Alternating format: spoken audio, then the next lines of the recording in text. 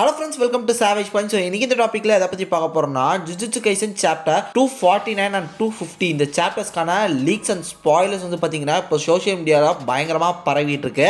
Actually இந்த video நேற்றே post பண்ண வேண்டியது, பட் நேற்று ஜுஜுட்சு கைசனோட ஃபேன்ஸ் பண்ணுற ஒரு சில பிரச்சனைகள் சோஷியல் மீடியாவில் எந்த அளவு ஒரு ப்ராப்ளமாக இதை வச்சு பேசிகிட்டு இருக்காங்க பண்ணிட்டு இருக்காங்க அப்படின்ற மாதிரி ஒரு அவேர்னஸ் வீடியோ ஒன்று போட்டிருந்தோம். ஸோ அதனால் இந்த வீடியோ இன்னைக்கு போடுறோம். ஆக்சுவலாக இதை தாண்டி இன்னைக்கு இன்னொரு டாப்பிக்குமே பண்ணலாம் அப்படின்ற மாதிரி வச்சுருந்தோம். தொடர்ந்து ஜுஜுட்சு கைசன் டாபிக்காவே போட வேணான்னு, பட் எங்களோட சூழ்நிலை அந்த மாதிரி அமைஞ்சிருச்சு. ஸோ இந்த ஒரு ஸ்பாயிலர், இந்த ஒரு லீக்டாக ஒன்னடியாக உங்களுக்கு வந்து சொல்லிடலாம், இதை டைம் வேஸ்ட் பண்ண வேணாம் அப்படின்ற காரணத்தினால தான் இந்த ஒரு அப்டேட் வந்து கொடுத்துட்றேன். ஸோ அதனால் இந்த வீடியோவை ஸ்கிப் பண்ணாமல் ஃபுல்லாக பாருங்கள். சரி வாங்க நம்ம இப்போ வீடியோக்குள்ளே போகலாம்.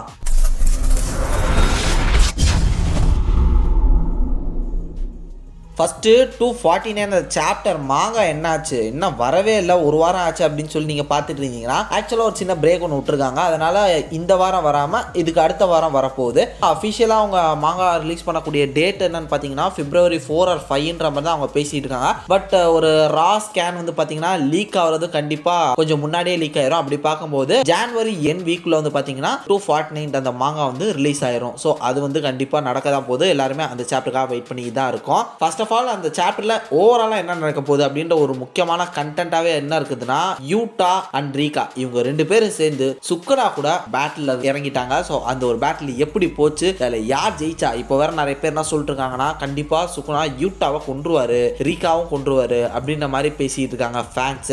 மறுபக்கம் அதெல்லாம் வாய்ப்பே இல்லை, யூட்டா வந்து டஃப் கொடுப்பாரு, பயங்கரமா சண்டை போடுவாரு அப்படின்ற மாதிரி ஃபேன்ஸ் வந்து பேசிட்டு இருக்காங்க. அங்க ஒரு ஃபேன் தியரிஸ் வந்து அவங்க பில்ட் பண்ணிட்டு இருக்காங்க. இதை தாண்டி இப்போ ரீசெண்டா 249 and 50 இந்த சாப்டர்ஸ்க்கான லீக்ஸ்க்கான பிளாட் வந்து கிடைச்சிருக்கு. ஒரு சின்ன சின்ன பாயிண்ட்ஸ் அண்ட் பிளாட்ஸ் கிடைச்சிருக்கு. அதை தாண்டி நிறைய பேர் இப்போ வரையுமே பிரச்சனையாகவும் கேள்வியாகவும் கேட்டுட்டு இருக்க ஒரு விஷயம், கோஜோ வருவாரா, அவர் 100% வருவாரு அப்படின்றதுக்கான ஒரு ரீசனையும் இந்த ஒரு வீடியோவில் நான் சொல்றேன். அதனால ஃபுல்லா பாருங்க. ஃபர்ஸ்ட் ஆஃப் ஆல் 249 அந்த சாப்டர் ஆரம்பிக்கும் போதே பயங்கரமான பேட்டில் தான் ஸ்டார்ட் ஆக போகுது. ஏன்னா போன மாங்கா சாப்டர் முடிஞ்ச விதம் அப்படி யூட்டா என்ட்ரி கொடுத்து பயங்கரமான ஒரு ரஷ்ஷா நம்ம சுக்குனாவை போட்டு நசுக்கிட்டு இருக்கும்போது அவர் நீ தான் கர்சஸ் குவீனா அப்படின்னு சொல்லி கேட்பாரு. அதெல்லாம் பயங்கரமா இருக்கும். இப்போ இவங்களுக்கான பேட்டில் தான் வந்து ஸ்டார்ட் பண்ண போகுது. இந்த ஒரு பேட்டில் யூஜி நிறைய பேர் என்ன நினைச்சாங்கன்னா, இப்போ யூட்டா வந்து கவர் பண்ணிட்டாரா, அதனால யூஜி வந்து ஓரமா போயிடுவான் அப்படின்ற மாதிரி நிறைய பேர் பேசிட்டு இருந்தோம். பட் இதில் அவரால் முடிஞ்ச அளவு யூஜியுமே அவருக்கான அந்த ஒரு கேரக்டர் வந்து பர்ஃபெக்டா இதில் வந்து கொடுப்பாங்க.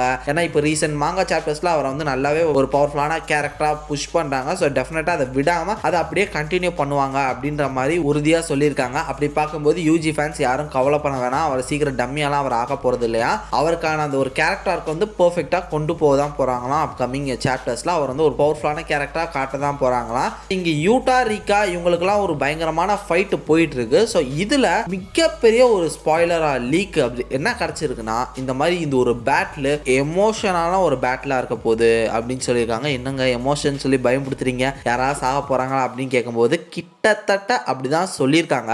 அதனால தான் இது வந்து 249 or 250 அப்படின்றத வந்து நான் சொல்லிக்கிறேன். ஏன்னா 249ல நடக்குமா இல்லை 250ல நடக்குமான்றது வந்து தெரியல. அதனால தான் இதை வந்து ரெண்டு சாப்டர்லையும் நான் வந்து மென்ஷன் பண்ணிக்கிறேன். யாரோ ஒருத்தர் சாக போறாங்க, யூட்டா ஆர் ரீகா. ஏன்னா இந்த ஒரு பேட்டிலோட எண்டில் ஒரு பயங்கரமான ஒரு எமோஷனலான ஒரு சீக்வன்ஸ் இருக்குதான், அது கன்ஃபார்ம் பண்ணிட்டாங்க. நிறைய தியரிஸ் வந்து அப்படிதான் சொல்லிட்டு இருக்காங்க. சோஷியல் மீடியாஸ்லாம் நிறைய ஸ்பாயிலர்ஸ் அஃபிஷியலான பேஜஸ்லேருந்தே இந்த ஒரு விஷயத்தை தான் சொல்லியிருக்காங்க. அப்படி பார்க்கும்போது ஒன்று யூட்டா இல்லை ரீகா இவங்க ரெண்டு பேர்ல யாருக்கோ ஒருத்தருக்கு ஏதோ ஒன்று நடக்க போகுது, அது கண்டிப்பா தெரிஞ்சிருச்சு. இதை தாண்டி ரா ஸ்ட்ரென்த்லாம் இல்லையா, ஸ்ட்ரைட்டா அவங்களோட பவர்ஸ் டெக்னிக்ஸை வச்சு தான் இவங்களுக்குள்ள பயங்கரமான பேட்டில் நடக்க போதான். இதில் நமக்கு தெரியாத நம்ம பார்க்காத ஒரு சில புது டெக்னிக்ஸ்லாம் கூட யூஸ் பண்ணி ஃபைட் பண்ண போறாங்க அப்படின்ற மாதிரியும் நிறைய தியரிஸ் கிடைச்சிட்டு இருக்கு. ஓவராலா என்ன சொல்றாங்கன்னா, இதுல சுக்குனாவோட பியூர் ஈவிலிசம் அண்ட் தென் அவர் எந்த அளவு பர்ஃபெக்டா ஸ்ட்ராட்டஜி போட்டு அடிக்கிற ஒரு கேரக்டர், அவர் எவ்வளோ ஒரு பிரில்லியன்ட் ஒரு ஜீனியஸ் அப்படின்ற மாதிரி அந்த ஒரு கேரக்டர் வந்து பார்த்தீங்கன்னா இந்த 2 மாங்கா சாப்டர்ஸ்ல உங்களுக்கு காமிச்சிருவாங்க. ஏன்னா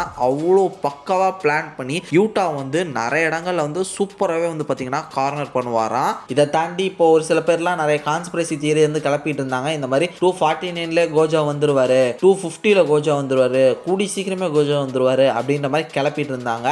ஆக்சுவலா நானுமே லாஸ்டா ஒரு தியரி வீடியோல சொல்லியிருப்பேன், இவ்வளோ சீக்கிரம் கோஜா வருவார் வருவாரா அப்படின்றது வந்து எனக்கு தெரியல, அதில் நான் வந்து ஷியோராக இல்லை அப்படின்ற மாதிரி சொல்லியிருப்பேன். பட் கோஜோ வருவார் அப்படின்றதுல நான் உறுதியாக இருக்கேன். ஏன் கோஜோ வரணும், எப்படி வருவார் அப்படின்னு சொல்லி இங்கே நிறைய பேர் கேள்விப்பட்டிருக்கு. நிறைய பேர் சிம்பிளாக ஒரு வார்த்தையாக சொல்லிட்டு போயிடுறீங்க, கோஜோ வரமாட்டார். ஏன் வரமாட்டார்? டெஃபினட்டாக வருவார். ஏன்னா சுக்குனாவோட 20 ஃபிங்கர்ஸை சுக்குனா எடுத்தாதான் சுக்குனா வந்து ஒரு பவர்ஃபுல்லான கேரக்டராக மாறும். அப்போ தான் வந்து பார்த்தீங்கன்னா அந்த காலத்தில் அவன் எப்படி இருந்தானோ ஒரு ஓவர் பவர்ட் கேரக்டராக இருந்தானோ அந்த ஒரு லெவலுக்கு வந்து பார்த்தீங்கன்னா அந்த 20 ஃபிங்கர்ஸ் எடுத்தால் தான் வருவான். இப்போ வந்து பார்த்தீங்கன்னா அவன் வந்து 20 ஃபிங்கர்ஸ் ரீச் பண்ணல சுக்குனா. ஸோ 20 ஃபிங்கர் ரீச் பண்ணாமலே இவ்வளோ பவர்ஃபுல்லான கேரக்டராக இருக்கான். இதை தாண்டி கோஜோவோ கொண்டிருக்கான், ஹிகுரோமோ கொண்டிருக்கான், இந்த மாதிரி ரொம்ப பவர்ஃபுல்லான கேரக்டர்ஸ் வந்து கொண்டிருக்கான். அப்படி பார்க்கும்போது அவனோட 20 ஃபிங்கர்ஸை வந்து சுக்குனா ரீச் பண்ணார் அப்படின்னா பயங்கரமான ஒரு பவர்ஃபுல்லான ஒரு கேரக்டராக இருப்பார். பட் நம்ம சட்டோரோ கோஜோட்ட தான் ஒரு ஃபிங்கர் இருக்கே, அவர் வந்து ஒரு ஃபிங்கராக மறைச்சு வச்சிருக்காருல.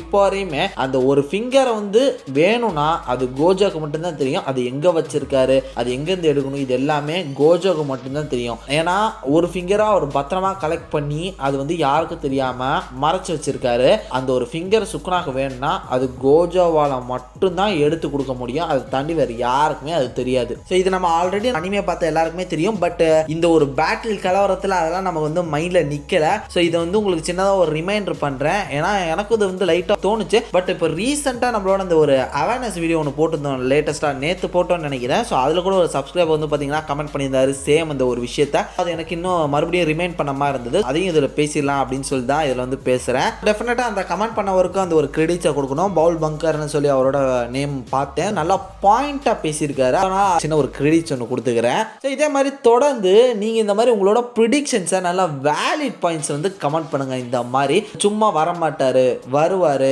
அப்படின்னு சொல்லிட்டு ஃபயர் விடாம சண்டை போடாம வேலிட் பாயிண்ட்ஸ் வச்சு பேசுங்க. இதெல்லாம் நம்ம மைண்ட்லேயே நிற்கல, டக்குன்னு இப்படி ஒரு பாயிண்ட் எடுத்து போட்டு நமக்கு வந்து ஞாபகப்படுத்திருக்காரு. ஸோ இந்த மாதிரி நல்ல நல்ல வேலிட் பாயிண்ட்ஸ்லாம் எடுத்து பேசுங்க. அது வேற, சண்டை போகிறது வேற. ஸோ அதை தான் தவிர்க்க சொல்கிறேன். நேற்று போட்ட வீடியோ நீங்கள் பார்க்கலன்னா தயவு செஞ்சு மறக்காமல் செக் பண்ணி பாருங்க. ஏன்னா அதில் நான் என்ன சொல்லணும்னு நினச்சேனோ அதை ப்ராப்பராக சொல்லி முடிச்சிருக்கேன். ஜுஜுட்சு கைசனையும் தாண்டி எல்லாருக்குமே அது ஒற்று போகும். ஹாலிவுட் மூவிஸ் பார்க்குறவங்களா இருக்கட்டும், டிசி மார்வல் பார்க்குறவங்களா இருக்கட்டும், தமிழ் சினிமாஸை ஃபாலோ பண்ணுறவங்களா இருக்கட்டும், எல்லாருக்கும் அந்த ஒரு வீடியோ செட் ஆகும். ஸோ அதனால அந்த வீடியோ மறக்காம டைம் இருந்தால் செக் பண்ணி பாருங்க.